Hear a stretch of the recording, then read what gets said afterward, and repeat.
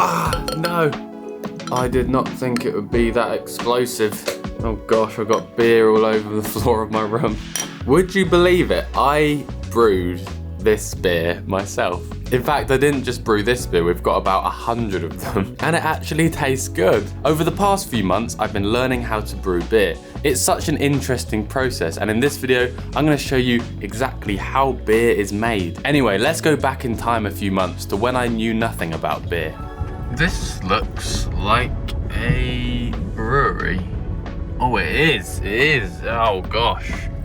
In fact, this is Cellarhead Brewing Company. Over the past few years, I have visited a number of different breweries. They're really interesting places to visit. They're quite industrial, all these big containers and pallets of ingredients. Anyway, this time around, I was at Cellarhead Brewery, and Dylan, who works there, was kind enough to show me around. I'm really interested in these large stainless steel containers over there. Can we have a look? Yeah, let's go. So we've got the cold liquor tank, which is where you keep the cold water. You've got the mash tun, which is where you can buy big pallets of malt like this with water to get what we call wort. You've got the kettle, which is where the wort gets pumped into, and then you add the hops into that after it's boiled, and then you've got the hot liquor tank, which is obviously where the hot water comes from to go in the mash tun and the kettle. Who are the people behind this? Like, there's obviously some very skilled brewers doing some magic here. There are some very skilled brewers. All three of them are over there, and they are, pretty genius scientists, guys. It's a real craft brewing. There's a crazy science behind it, but you can't beat someone that just knows their stuff, knows the hops, knows the malts, knows exactly what beer's going to taste like before it's even been made. And I can hold a combination of 5 hops in front of his face and some malts, and he'll go, yeah, you'll get this flavour profile, it will look like this. That's the ABV. It's crazy. Got some serious skills. Nice. So you're working around some pretty talented guys. Pretty good people. Yeah.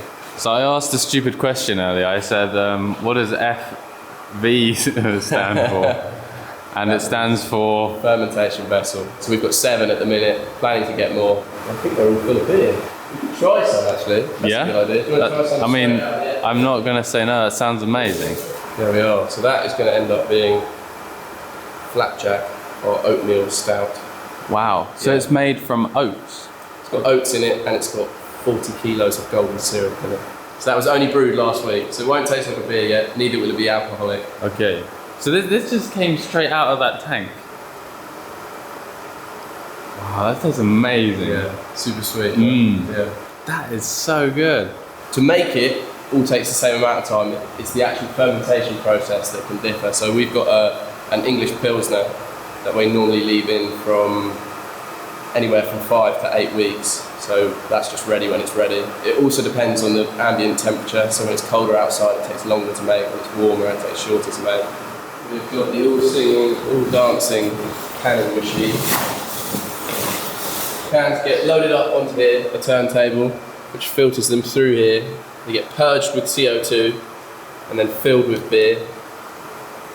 And you've got this marvellous contraption that puts the lids, just sits the lids on the top. They go through the turntable, spun around super fast to get all the excess beer off. And then these 2 clamps close together on the lid and seal it all in. After visiting some proper breweries, I am now truly inspired to give this a go. I want to make my own beer so I can drink a bottle of stuff that I've brewed myself. But what I saw at the breweries were these huge stainless steel containers where they make the beer. Now, of course, I'm not going to be doing it on that scale, but I still need the equipment that does a similar job. And I just realized that in town, about 10 minutes walk away, there's a guy called Lee who has a home brewing shop. So that's handy. I'm gonna go in there and talk to him and see if we can learn a bit more about the equipment that we need to brew our beer on a small scale. I'm still getting used to this, walking into town rather than getting in my car. Where I used to live, it was in the countryside, so it was, I had to drive everywhere. But here, there's things in town, which is pretty nice. Alright, well this is Beer Cosm and the Brewer's Droop. The Brewer's Droop originated from a shop on the Gloucester Road that was set up in 1984, which is almost 40 years ago now. It's a brewing shop. Sold a few beers, and the original owner of that shop, Mike, brewed above the shop his own stuff, which he sold down in the shop and also down at what is now the Crofters, which used to be his brew pub. We're on the Gloucester Road still, just a few shops up and across the road from that original shop. Is home brewing cost effective? Like, could you save money by brewing your own beer rather than buying a pack of beer from the shop? I mean, it's insanely cheap, but I guess you could say there's a risk that it might turn out not particularly nice. However, when you buy like a £2 or £3 bottle of beer or whatever from the supermarket, it's often just okay. Do you know what I mean? So it's very easy to make something which is at least okay. Lee showed me the equipment that I'd need to brew my first beer, which actually didn't include much stuff, just a bucket, an airlock, a siphon, some sterilizer, and a beer kit. It's brew day. Look at this, I bought a bucket which says fermentation on it, and that's exactly what we're gonna be doing. I really don't understand and I don't know much about beer making, so I thought the best thing to do would be to start with fusing a beer kit. This is a 40 pint Continental Pilsner beer kit, so we should have lots of beer to drink after we've done this. So we're gonna open this up and make some beer. Inside the kit were 2 tins, which I placed into some warm water. Oh gosh, it smells horrible. Ooh, you can tell that's stuff which kills other stuff. Sterilizing is, I think, one of the most important things with brewing, or anything to do with food preserving, because you need everything to be clean. You don't want other bacteria getting in and other funguses growing. You want everything to be nice and sterile. By the way, this is the new kitchen. This is where I'm going to probably do quite a lot of filming over the next year. Now we want everything to be nice and clean, so all the stuff we want to be sterilised we put in here. So if I want my hands to be sterilised, I dunk them in here. If I want my mixing spatula thing to be clean, we put it in here. If we want the airlock device, which lets CO2 out but air doesn't come in, if we want that to be clean, that also goes in here. The bucket of cleanliness. That was a flippin' nightmare, trying to open up these cans with a can opener that doesn't work. But that smells sweet. Oh gosh, it's sticky. It tastes like beer, kind of. It's kind of really sweet and really bitter at the same time. It's strange. We're gonna pour the contents of these cans into the bucket.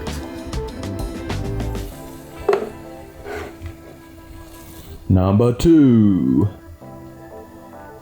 I added some warm water to this sweet beer liquid, mixed it up, and then topped up the bucket to the 5-gallon mark. I then opened a pack of yeast, poured it in, and stirred the whole lot. This bucket was then placed under my desk for 12 days.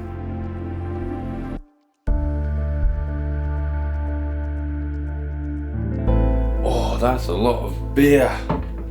And now we've got to put it all into bottles. To make the beer carbonated, I added a small amount of sugar to each bottle.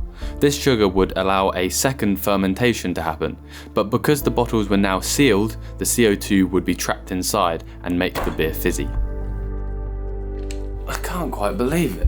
This is my first bottle of beer, and it's got a cap on. It's ready. Oh, it's not quite ready. We've still got to wait 2 weeks for everything to settle, and for the second fermentation to happen. With all that sugar in there. I'm excited to see how it turns out.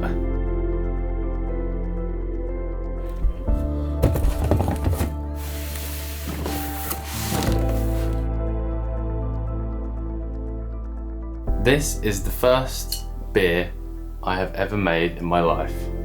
And it might be the last if it tastes horrible. It didn't explode, that means I didn't carbonate it too much. It looks like beer. It looks like a lager. Only difference is it's homemade lager. I think that's a nice sort of head. Is that what you call it? A head? The foamy stuff on top. That looks pretty good to me. Here we go. Taste test. No way. It's cold it's fresh, it's a little bit sweet as well, which I really like. I can't quite believe I did that. However, I have one problem with this beer that I made, and it's that it doesn't feel like I actually made it. I didn't really learn much about how beer is made by opening 2 tins of gloopy looking sweet stuff and adding it to some water and then leaving it for 21 days. I personally don't feel like I learned much, and I don't feel that proud of it, to be honest, because I just bought a beer making kit from a shop. So I think now it's time to learn about the raw ingredients of beer. What is beer actually made up of? And I'm gonna try and make it from scratch. First, I need to source all the ingredients. Off to the home brew shop to pick up some more supplies so I can make some more beer.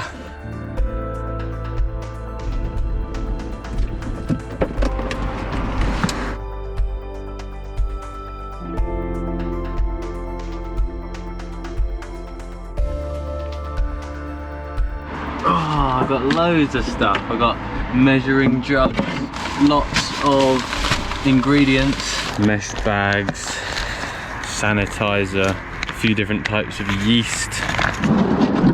Now I've got to go back home, and then tomorrow I'm going to get the equipment out again, and we're going to have another day of brewing beer. But this time we're going to make beer from scratch. We're not using a kit which just has everything done for you.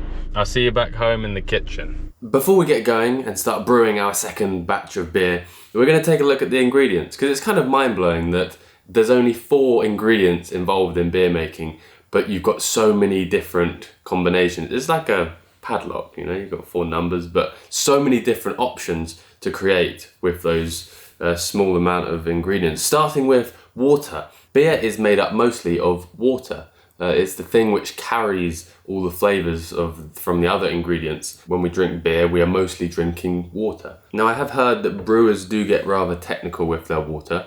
I would say water is water, but a brewer would probably not agree with that, because water in different places tastes different. Water contains different amounts of solids. I can't talk much about water, I don't know much about it. Water is water. Beer is made up mostly of this. The second ingredient we have here is malt. Now, malt is a grain which has been malted, so it's started to germinate, and then the malt is crushed and we can use it in beer.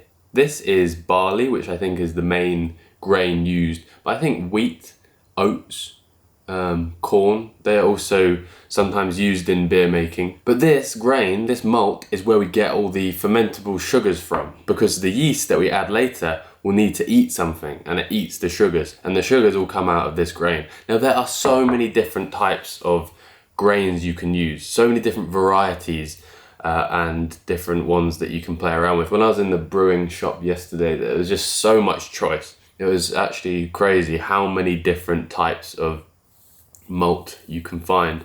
This particular one is pale malt, and it's what is used, I think, mostly for pale ale, but has a really sweet, cakey sort of smell. The third ingredient is also probably the one that I'm most interested in.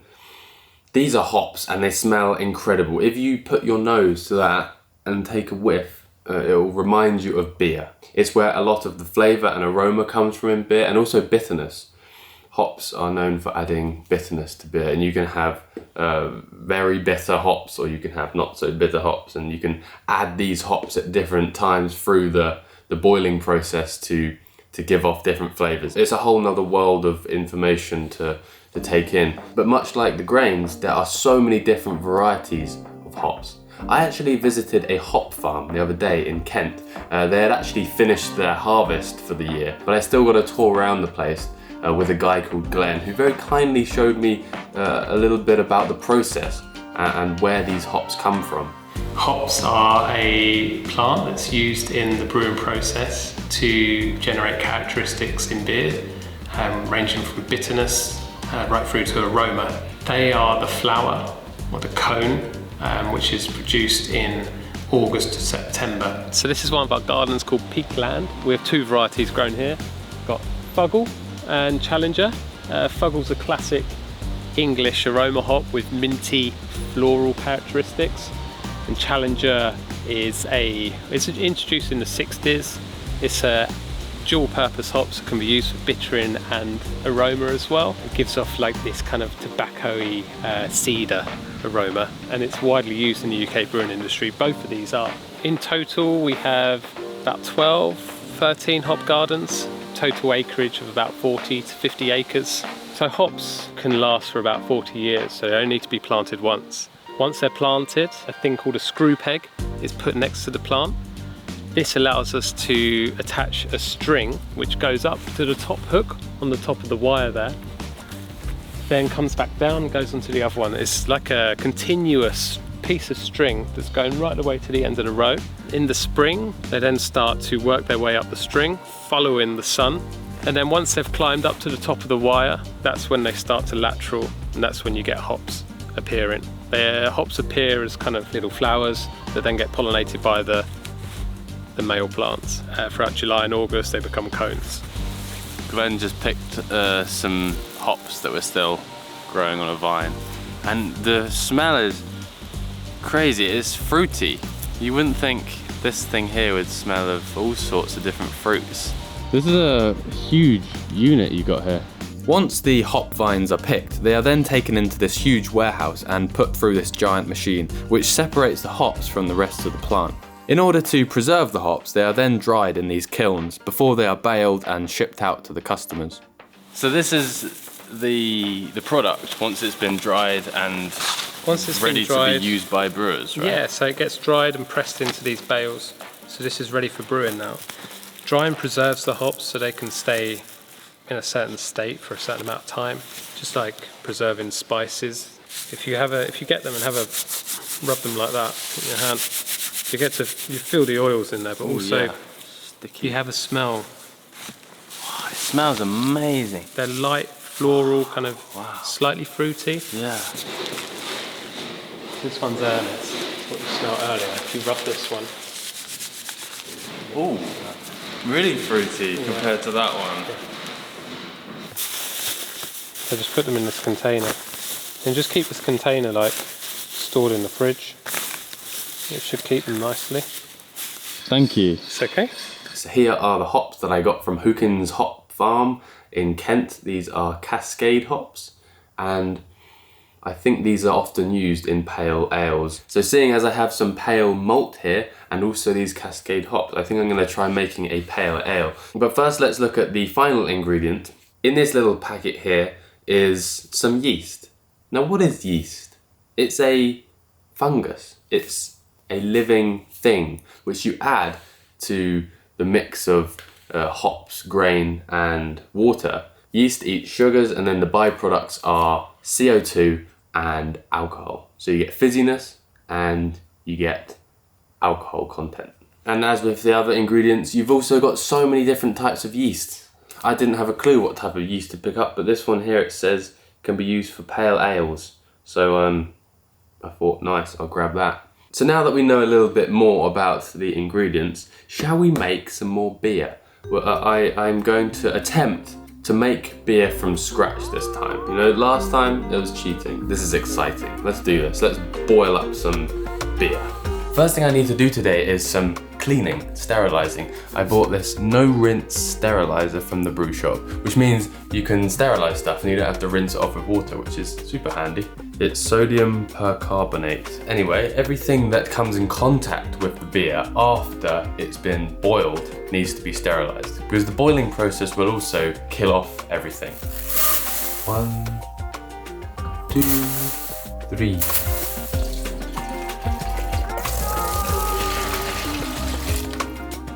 Mix. Firstly, we need 29 litres of water. And all of this water is going to go inside the boiler. That's 5 litres. Another 25 to go. So here in my container I have the water. I now need to heat that to a temperature of I think 65 degrees, which is the mash temperature. This thing here is my mash tun. Now at the brewery that I visited, you can see here, they had a huge mash tun. The mashing is basically where the sugars are extracted from the grain. I'm actually using this container for everything, so the boiling will also happen in here. In the brewery I visited, they had a separate boiler. Now here I'm placing on a cotton bag which will hold the grains. And when that water reaches 65 degrees C, I'm going to add 5 kilograms of pale malt. And the reason I have it in a mesh bag is because we want to take the grains out afterwards, leaving just the water behind. The temperature has reached 65 degrees, so I'm going to turn this off. And now we can add the grains.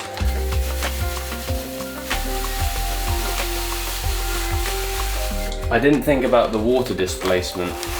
We might overflow this container. That's all the grain. It doesn't really fit in here. I also just remembered that I need to set a timer for 60 minutes because that's how long we need to soak the grains for. There we go, 1 hour timer. I can add that water back actually later. So this is called mashing, and what we're doing is extracting the sugars out of the grains into the water so that we have a nice sweet liquid, which I think is called wort or wort. These carrots are good.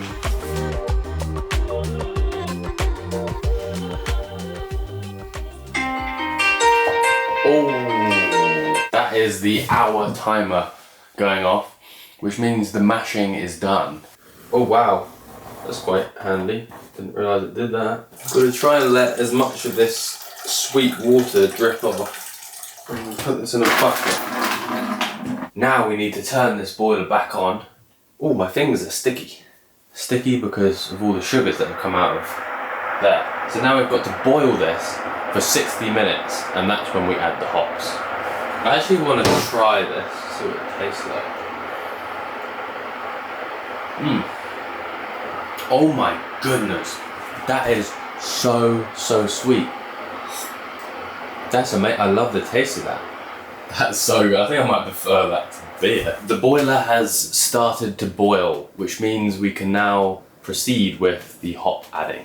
I measured out 3 portions of hops, some to add at the start of the boil and some nearer the end. The first bag of Cascade hops from the hop farm that I visited are going to go into the boiling liquid. The first bag of hops is in there. The timer is going. This needs to boil for 60 minutes. It's getting quite steamed up in here. There we go, that should clear things out a bit. I think most people do this in their garage or in the garden because it does get rather steamed up, and also the room now smells of beer, which isn't a bad thing, I don't think. 15 minutes remaining of the boil, which means we're adding another bag of hops. That bag had less hops in, and there was 20 grams in there. In the other one there was 40. And I don't really know much about like the flavours of hops, but I heard that adding hops early on helps with creating bitterness, and hops added later is more for aroma and sweetness and fruitiness. I'm hoping I can get all this done before my housemates come home from work and see the mess that I've created. Although I don't think they'll be too disappointed, not if they get some free beer out of it. Only 15 minutes left, and then we'll put in the last bag of hops. That is the alarm for the last bag of hops, which are going in now, and also the heat needs to go off. I'm going to leave this for about 20 minutes for that last hop bag flavour to go into the water. That's all the hops in. Ooh, I got some bitterness there. I hope it's not that bitter when we finish the beer. So now what we're going to do is put all this liquid into the bucket, which we will then ferment the beer in. I think I just turned this little... Oh wow. And also I'm doing it from quite a height, and I heard that adding oxygen at this point is good because the yeast needs oxygen to reproduce and thrive.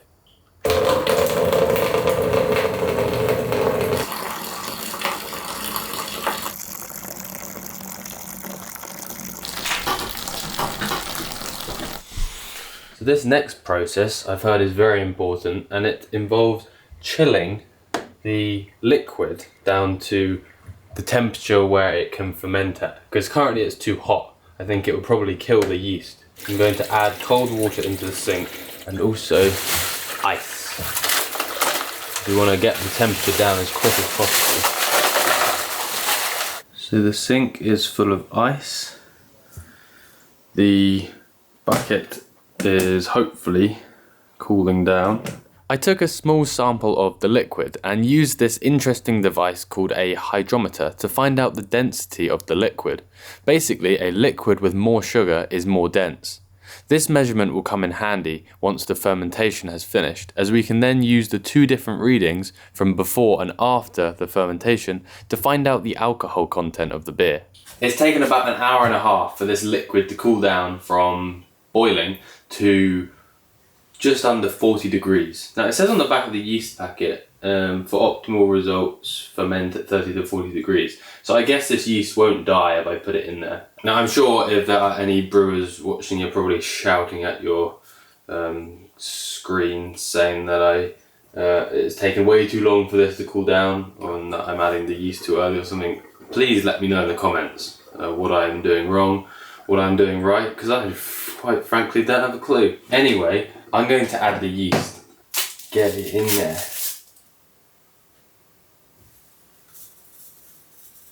And now it's alive.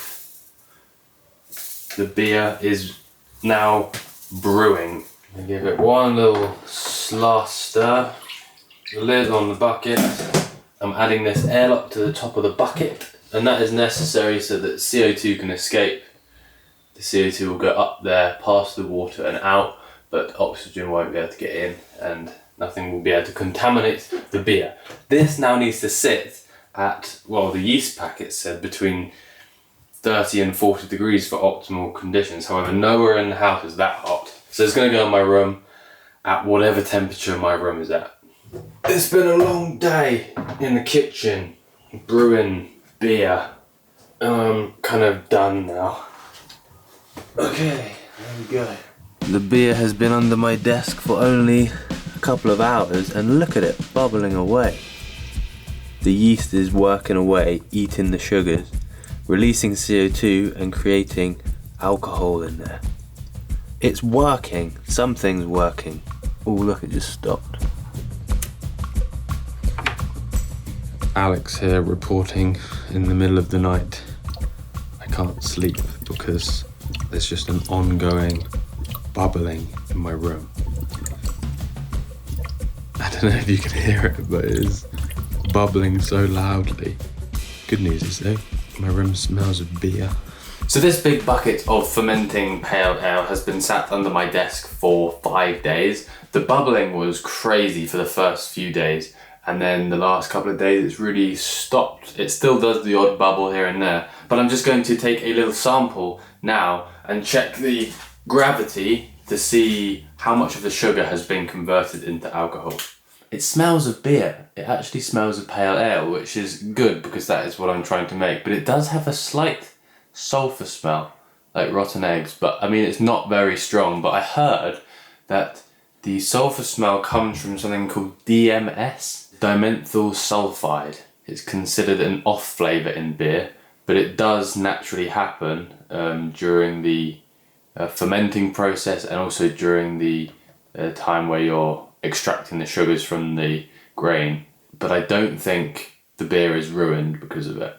We put the device in as we did before, and amazingly there is an app where you can enter the start gravity and the finished gravity. So it was 1.050 and now it's 1.14. And we can see that it's got an alcohol percentage of 4.73%. So that stuff will get you drunk. Amazing. And apart from the slightly sulphurous smell, I think it's pretty good. It's time to do some bottling. I really like that. When I put it into bottles, I'll add a little bit of sugar in and then it will fizz up a bit. Let's get bottling. And I've upgraded my bottling siphon to this thing. You push this down the bottom of the bottle, it opens up, fills the bottle up with beer, and then you lift it out and it holds the beer so you don't have as much spillage. Because last time I spilt so much of it on the floor. So the siphon goes in.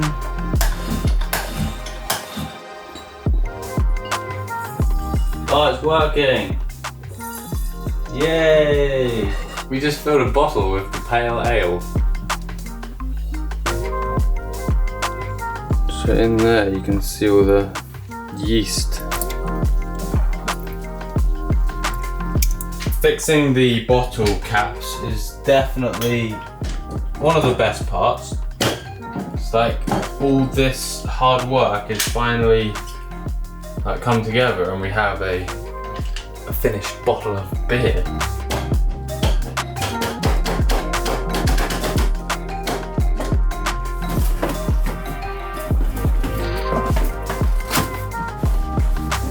And there's another box of beer underneath my desk. Beer, beer, beer, beer.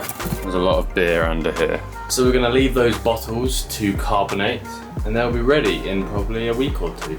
In the meantime, I brewed another batch of beer, this time a stout, so a Guinness style beer. This recipe included pale malt as before, but also roasted barley. That's where I think the dark colour comes from in a stout. It also had some flaked barley and a hop variety called Goldings. It was a similar process as before, and by the end of another day in the kitchen, the stout was fermenting under my desk. Now, beer isn't the only alcoholic beverage that you can make at home. There's loads of different things you can brew, including something called mead, which is a drink made from fermenting honey. A few months ago, I actually visited Gregor and Oksana, who keep bees in Slovenia, and they make award-winning mead with their honey. They showed me around one of their beautiful-looking bee houses, where the honey is produced, and whilst we were there, they taught me how to savour a bottle. I'm very excited, but also a little bit scared. Yo! Oh! Yeah! How old did you say this is? 4 years. Cheers. Cheers. To success. Cheers. Gregor was clearly very passionate about making the best mead possible, and he told me that restaurants are beginning to give mead more attention and include it in their drinks menus alongside wine. Ah, you know what? We must find this. Oh yeah. The cork. You must take it at home. You know. We found the cork. They then took me to their mead production room where we tried a number of different meads with different levels of sweetness and also different flavours that come from the various honeys that their bees produce.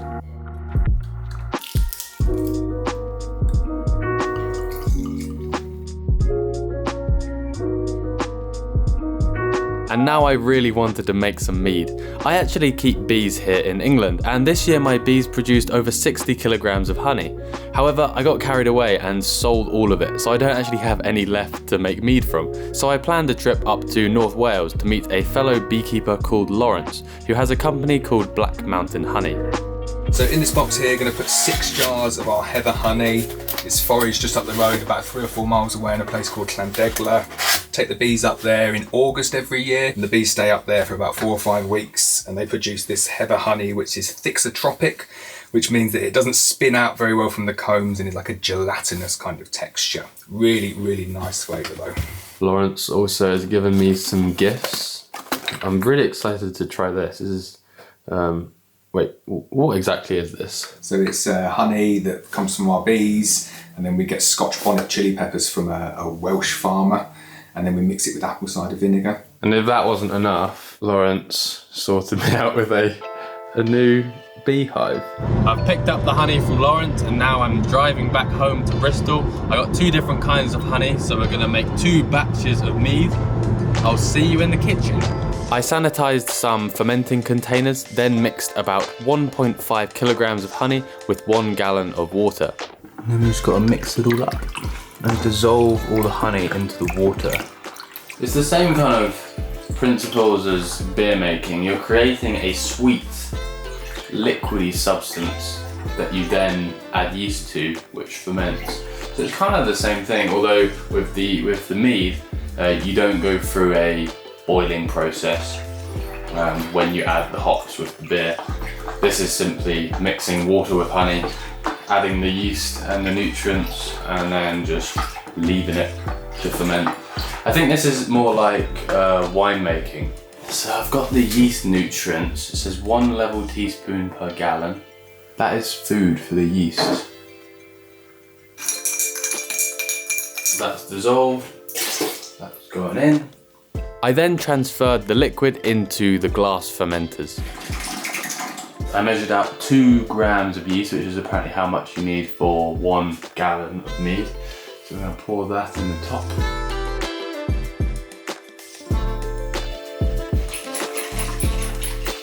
And there we have 1 gallon of mead, or should I say honey water, which will soon turn into mead. I'm kind of running out of room to put all my fermenting beverages. Anyway, we're going to put these next to my bed underneath Mr. Octopus, and now we just need to wait. So I've got a collection of egg boxes up there for when I have my own chickens. I've got a pack of lasagna sheets because lasagna is great, and Mr. or Mrs. Octopus, my housemate, was throwing it away, and I kind of think it's quite cute. I've then got a piece of honeycomb, and then down here we've got the mead, which is going to be fermenting now. Anyway, let's see what happens.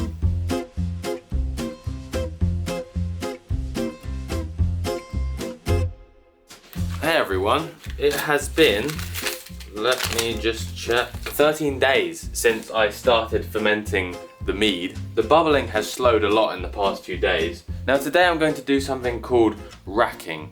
It's where you take the mead out of the container away from the yeast that has accumulated at the bottom, because now there's a really thick layer. It's like an inch thick of mead, of yeast. So the process is basically removing the mead from the yeast, and this helps clear the mead and make it less yeasty. And also what I want to do today is take a gravity reading so I know how much alcohol is in there. With the light behind it, you can see how clear it's gone. That's actually really clear. So this is now cleaned and sanitized. We're now going to siphon this back into there. That can now sit back in my bedroom and age for as long as I want, really. First though, let's check the gravity. So the mead started at a gravity of 1.064. It's at 1.002. The alcohol in this is 8.14%. That is crazy strong. It tastes a bit like cider. That is really good. I'm happy with that, that's drinkable. After about a week, the mead went really clear again, so I decided to bottle it up. It's time to taste the mead. Now I've got a couple of different bottles, but the first batch is a sparkling mead. I added some sugar to this to carbonate it, so this should be sparkling. And then more recently, with the second gallon batch, I did something slightly different.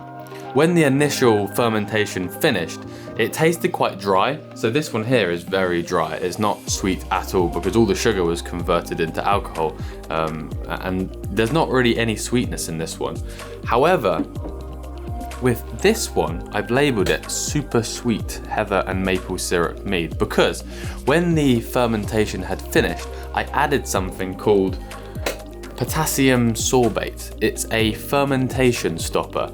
So basically, I wanted to add sugar to this to make it sweeter, but I didn't want the sugar to then be just fermented again. So I added this stuff, which stops fermentation. And then I could mix in some sugary things. And I thought I'd add some maple syrup because I had some in my cupboard and I thought that might give it a nice flavor. And this is what is in this wine glass here.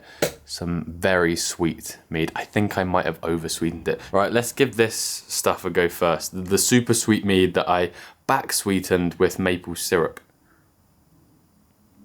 I think I did add too much sugar to that. I think this would taste really good actually with some lemonade added. It's so tasty. It's a mix of honey and maple syrup, so it's gonna taste pretty good. You can taste the alcohol in there as well. It's like 8.4% alcohol. So I'm not going to drink all this too quickly. You need like a tiny glass of it. You don't want a massive glass like this. I think it'd be a lovely drink to have after your meal with like a nice cheese board. In fact, I should have tried this drier stuff first, because now this is probably not going to taste sweet at all. Anyway, let's see what this does. I've got the bucket ready in case it explodes. Oh, there was pressure in there, but not too much, so it exploded. Oh, there's so many bubbles in there. This is gonna be carbonated. I'm excited for this. Oh, it smells completely different. It smells way more like cider or something like that. Wow, it's sparkling. You drink it and it tickles your tongue with all the CO2 bubbles. This sweet stuff was good, but this tastes way more proper. Like, it tastes like a wine, but it's with honey. You see the colour difference actually. This one's so much darker because of all the extra sugar I added. And this stuff is really kind of light and clear. Having all these finished bottles of different beverages with their little labels on, it certainly makes me quite proud that I have made all these things, and it has given me loads of things to give to friends and family for Christmas, so that's a bonus. So the mead was successful, it worked, and I'm rather happy about the taste of it. We got a bit off topic with all the mead making, so let's jump back to the beer brewing. And there we have it, 2 or 3 weeks after I bottled the pale ale. This is my first beer I've ever brewed from scratch. Like, I had all the raw ingredients, the malt, the hops, yeast, water, and inside this bottle is hopefully something really nice. If this tastes at all decent, then I'm gonna be very surprised. So far, everything's looking good. It looks like beer. It's got some bubbles on top. Oh, smells like beer. It actually tastes alright. Slightly sweet, definitely a little bit fruity. There's a nice amount of carbonation in there. It didn't explode, which is good. I think I added the right amount of sugar. There was, I think, half a teaspoon of sugar that I added to the bottle to do the carbonating. This liquid in here is beer, made by myself. I think it's pretty good, but that doesn't mean that it is. I'm gonna take a bottle or two of this beer to some people who know a lot more about beer and see what they think. Right, this is it. I've just loaded up some beer into my van fridge. I'm going to drive over to the places that I visited earlier on in this video. If you remember, I went to a hop farm, picked up some hops, and visited a brewery called Cellarhead. Now we're gonna go back to those places with some of my own beer and give it to the people there and see what they think of it, because so far only myself, my housemates, and my dad have tried it. Everyone says it's nice, and I want someone who knows what they're talking about to tell me what they think of it. So I'm going to drive over to Kent and get my beer tasted. I want to hear your honest opinion. Smells okay, doesn't it? Well, unfined, like you say. It's got a good head retention, isn't it? So in terms of look, it looks good. It looks like homebrew. Still got some a lot of suspended yeast in there, which isn't a bad thing. Good aroma to it. Slightly oxidized. What is the oxidized smell? What am I smelling for? Kind of almost metallic.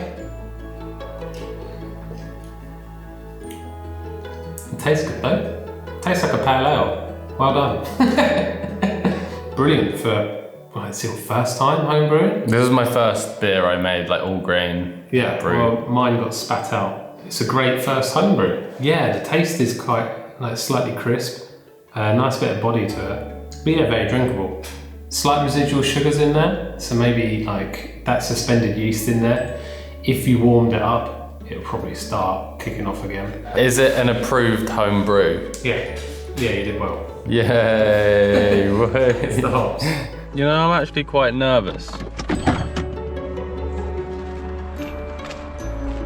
I've got you a beer to try. Oh, wicked.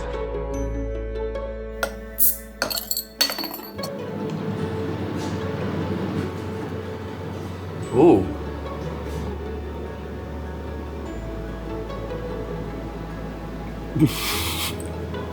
It's nice.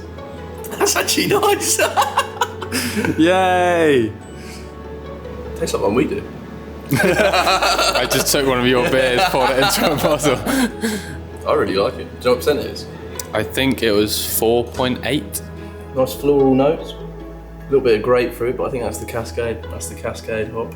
Thank you very much. You're more than welcome. Approved. Approved. Yes. It's quite sweet, actually. Quite a sweet one, but not overly sweet, not sickly. Yay! Dylan from Cellarhead Brewery enjoyed the beer. He said it was good. He said he could drink it and he enjoyed his drinking of it, which I guess means my beer was a success. The mastermind behind all the Cellarhead beers, I let him have a little try, and he's gone, he said, if that's the style of beer that you've tried to achieve, you should be really, really proud of yourself. It was a complete accident, but I wish I was trying to do that. He was But like, that takes a lot of skill to get to something like that. Whether it was an accident or not, to do that for your first beer is yeah, top class, top class. There's a slight, like a citric acidity that takes a level of skill from a brewer to be able to get out from the ingredients you've used, and you've done it. Stuff that he spent a bit of time perfecting to get to that point. I won't be able to do it again. We're all impressed. We're all impressed. So yeah, I can't believe that I did something good. I made a beer which a head brewer was actually happy with. Well, I'm happy about the feedback that I got about my beer that I brewed, and it's mad that a single bottle of homebrew beer cost me roughly 50p to make, which is incredibly cheap. I've got like 50 or 60 of these under my desk. However, as Lee told me at the brew shop a few months ago, it doesn't always go to plan. And you remember that stout that I brewed? Yeah, there's a reason I haven't shown you any more of that, and that's because it completely failed. I tasted it after it had finished fermenting and it was horrible.